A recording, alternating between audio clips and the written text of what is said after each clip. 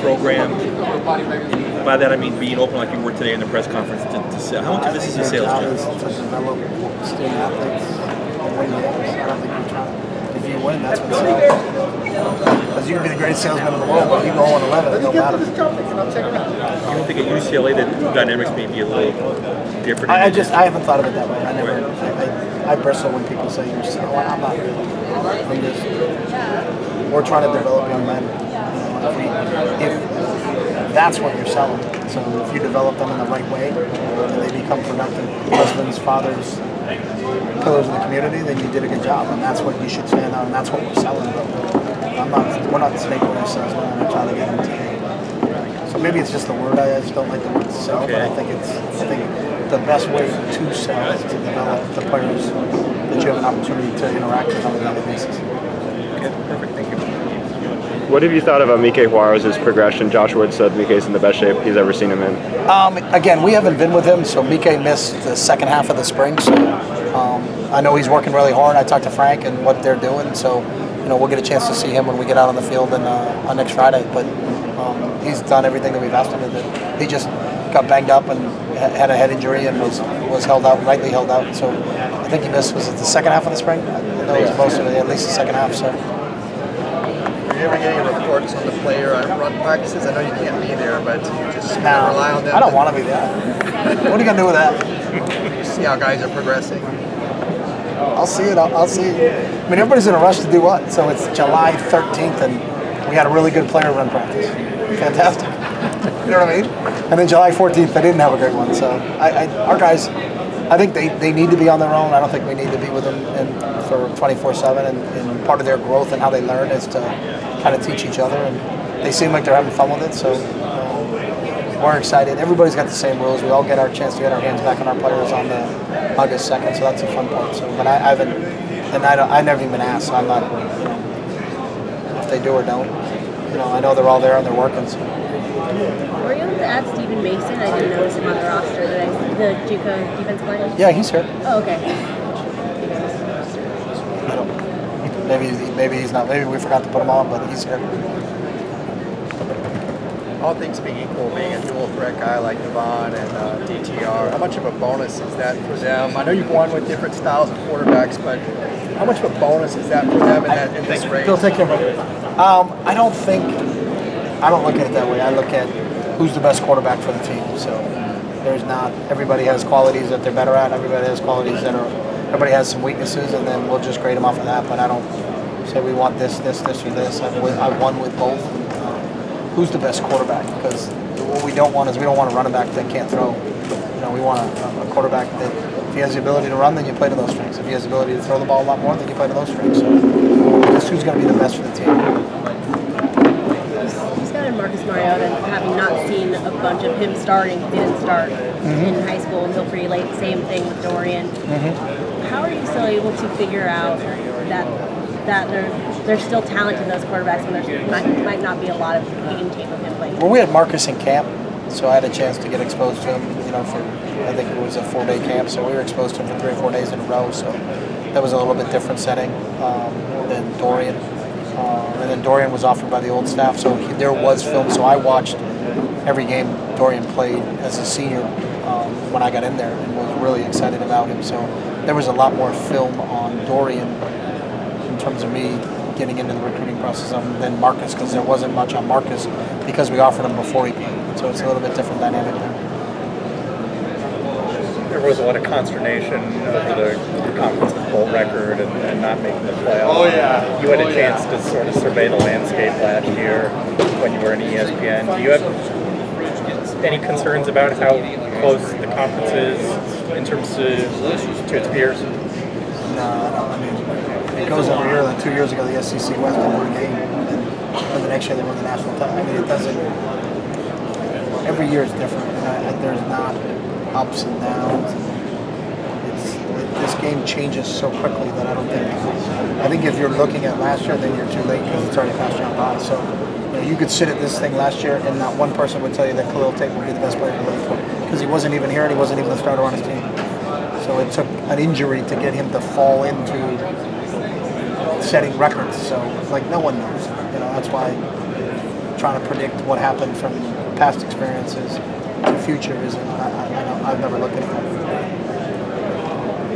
With that being said, you coming from Oregon and going to the NFL, the game has changed, as you just mentioned, the game constantly evolving. Mm-hmm. How do you feel that how will you keep up with the game since the changes from 4 years ago? I'm not looking to keep up with anything. We're just looking to put our players in position to make plays. So I think if you're trying to change because people want to know what the change is then you're concerned with the wrong things. The coaches that do the best job put their players in position to make plays. So you look at Nick, when Nick had a running quarterback, Jalen Hurts, he runs the ball more. When he puts two in the game, he throws the ball more. Well, that's smart coaching right there. So it's not. I don't think we all get caught up in what style of football we're playing. I think there's too much conversation about that now. As I said earlier, I don't care if we're run for a first down or throw for a first down, it's still first down. So we'll take them any way we get them. We're just looking for first downs. So. I know you said you don't want to draw connections between what you had at Oregon and where you are with UCLA. But one of the things we did during the summer, we did an article, we went back and looked at your 4 years at Oregon with regards to the receivers and the stats that they had. And there was a lot of depth and diversity. You had like 12, 13 different receivers with double digits in catches, and a couple of years where you had running backs with 30, 35 catches. Do you have that kind of depth and diversity with the group you have right now? Well, I think when you look at statistics, and you can get fooled by statistics, we had so many receivers catch balls because we blew people out. So our backup receivers played a ton because we're in the first quarter of a game, it's 35-0. Gotcha. So we're like, let's get the backups in the game. So, we would have sometimes when your starting receivers don't have great stats. I said, because they don't play a full game. If the kid played a full game, he'd be a 100-catch guy. But when we're beating people 40-0 at halftime, those kids are drinking Gatorade. You should check the Gatorade consumption at halftime for the So sometimes when you just look at and don't have all the information, just look at stats. You're like, well, this team is this, well, this team is that. So you need when we were at Oregon and it was, well, you guys run the ball a lot. Well, yeah, because we're winning. Mm-hmm. Teams that throw the ball a lot, they're losing. So they're behind, so they throw the ball more.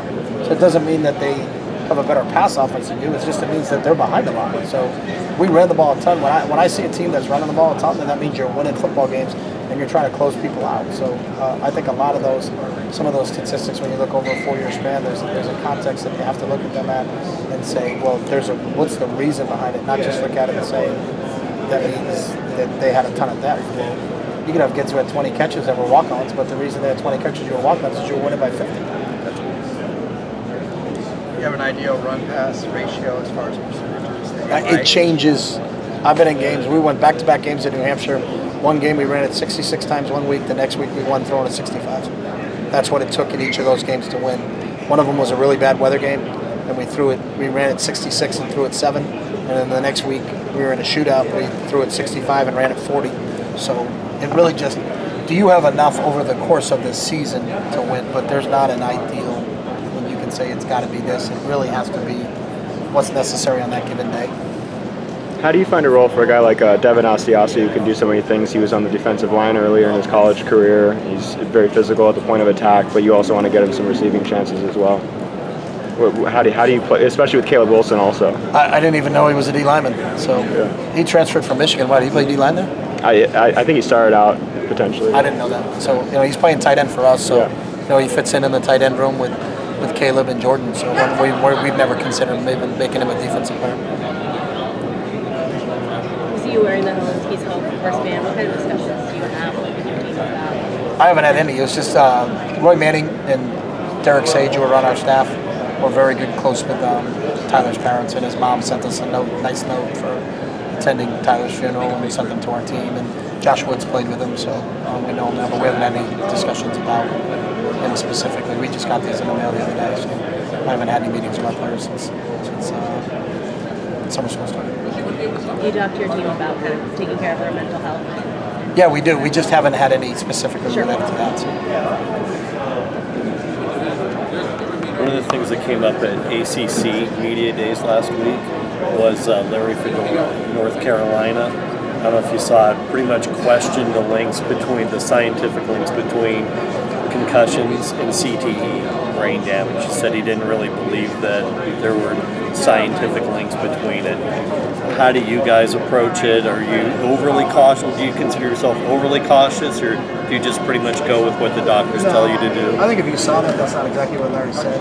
Okay. He said there's arguments on both sides. Okay, fair enough. Gets physical. Fair enough. But I think our game is safer now than it's ever been, and we're continuing to make strides to make the game safer. You look at the new kickoff rule. When you look at the NFL changing the kickoff rule, I think we're all cognizant of the fact that we have to make the game safer. And I don't think anybody really truly understands the data and the information that's coming in right now, and it really needs to be looked at. Did that change your coaching style, trying to make the game safer? No, that's always been a big for us in terms of how we practice and how we play and what we do and how we tackle and take the head out of football. But we've always been that way. When you have your former players, do you follow your former players that make it to the next level? I follow my former players whether they make it to the next level or whether they're teachers. Do you plan on inviting some of your former players back to UCLA to kind of talk? I've had a ton of them there. So Ed Dixon worked out at our place. TJ Ward worked out at our place. Eddie Pleasant was at our place. So I've had a lot of former players come back and work out at our place. So it's good to see those guys. All those pro guys that come in, how much does that add? You know, you've got Tom Brady out there throwing passes to Beal. How much of a help is having that?